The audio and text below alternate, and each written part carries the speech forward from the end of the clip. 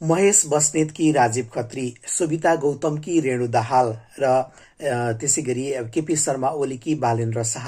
यति बेला सबैको ध्यान केन्द्रित यसैमा रहेको छ। सबैजनाले विशेष गरी यसैलाई केन्द्र बनाएर यति बेला चाहिँ कसले त मार्ला बाजी भनेर चाहिँ सबैको नजरमा, सबैको मनमा, सबैको दिमागमा यति बेला चाहिँ यही कुरा खेलिरहेको छ। र कहिले हुन्छ निर्वाचनको दिन अब धेरै दिन त बाँकी छैन, तर पनि छिटो छिटो निर्वाचन होस्, छिटो छिटो मत सार्वजनिक होस् र छिटो छिटो मत परिणाम सार्वजनिक भइसके पछाडि यो एक किसिमको तनाव, एक किसिमको मनमा लागेको द्वन्द्व चाहिँ पक्कै पनि मुक्त हुन्छ। मनबाट हामीले जुन सोचिरहेका छौँ, मनमा एक किसिमको जतै काममा गए पनि अथवा जे गरिरहे पनि के चाहिँ होला त, कसो चाहिँ होला त भनेर हाम्रो मनमा एक किसिमको जुन छटपटी छ, जुन खुलदुली छ, यसलाई मेटाउन अब धेरै दिन बाँकी रहेको छैन।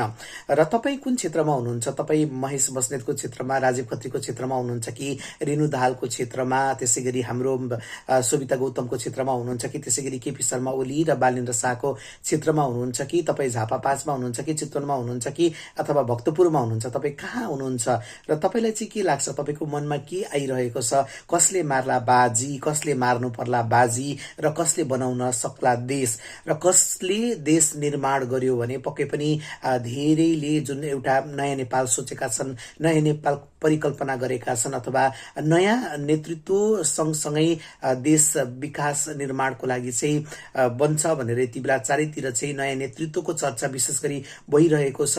नयाँ नेतृत्वले गर्लान् या पुरानोले गर्लान्, तपाईँको मनमा चाहिँ के लागेको छ त? कसले जित्नुपर्छ जस्तो लागेको छ र तपाईँको यसपालिको भोट चाहिँ कसलाई रहेको छ? कसको समर्थनमा तपाईँ लागिरहनु भएको छ? कसलाई समर्थन गरेर अगाडि बढिरहनु भएको छ? हामी त यति बेला विदेशमा रहेका छौँ। विदेशमा भएर नेपालमा भोट दिन जान नपाउने अवस्थामा मनमा धेरै किसिमका खुलदिलीहरू होइन जान पाए हुन्थ्यो।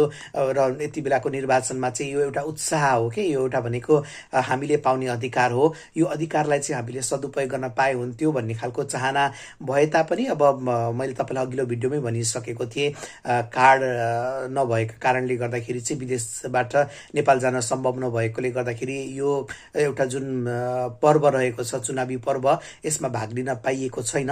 तर कृपया तपाईँ जहाँ हुनुहुन्छ तपाईँ त आफ्नो ठाउँबाट चाहिँ चुनावी माहौलमा लागिरहनु भएको छ होला, आफ्नो समर्थन गरेका व्यक्तिको प्रचार प्रसारमा लागिरहनु भएको छ होला।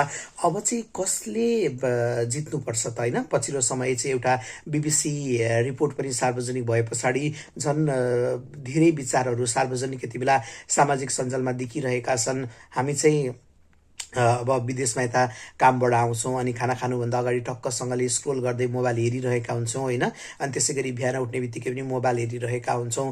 जतै पनि अब चुनावी माहौलै राति सुत्ने बेलामा पनि सम्झिरहेका हुन्छौँ, कसले जित्ला त, के होला त, यो चुनावको मत परिणाम चाहिँ कस्तो सार्वजनिक होला त भन्ने खालको कुलदुली मनमा आइरहेको हुन्छ। तपाईँलाई चाहिँ के लागिरहेको छ त? यो चुनावी माहौल आइरहँदाखेरि, चुनावको बेला हुन लाग्दाखेरि अब त धेरै दिन बाँकी छैन, अब 4-5 दिनको समय मात्रै बाँकी रहेको छ। कसले जित्नु पर्ला त? कसले चाहिँ जित्यो भने चाहिँ देश निर्माण गर्ला त भनेर चाहिँ तपाईँको मनमा के आइरहेको छ? कृपया यो कमेन्ट गर्नुहोला र तपाईँ भन्नुहोस् कि कसले जित्नुपर्छ। अब त्यसै गरी उता तारा र घन्टी चितवनमा, त्यसै गरी अब यता घन्टी र सूर्य यता हाम्रो भक्तपुरमा, त्यसै गरी घन्टी र सूर्य झापामा लगायतका अन्य धेरै ठाउँमा पनि चुनावी माहौललाई लिएर चर्चा परिचर्चा भइरहेको छ। तर विशेषतः 3 क्षेत्रमा चाहिँ अलिकति माहौल बढी नै तातेको देख्न सकिन्छ, किनभने मानिसको मुख्य केन्द्र रहेको जस्तै हाम्रो यता चितवनको कुरा गर्नुपर्दाखेरि रेणु दाहालले अगाडि मेयर पद सम्हालिसकेकी छिन्।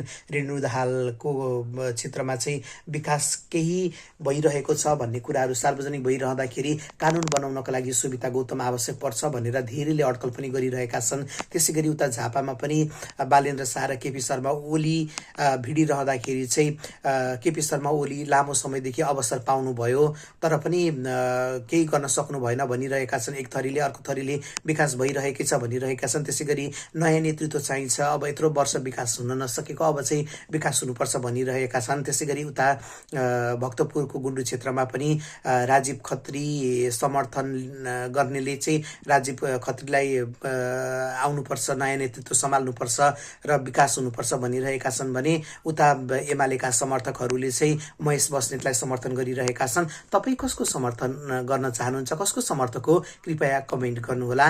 र यो चुनावको माहौल छिटो छिटो सकियोस् भन्ने मनमा कुल्दुली आइरहेको छ। कृपया भिडियो हेर्नु भएकोमा धन्यवाद।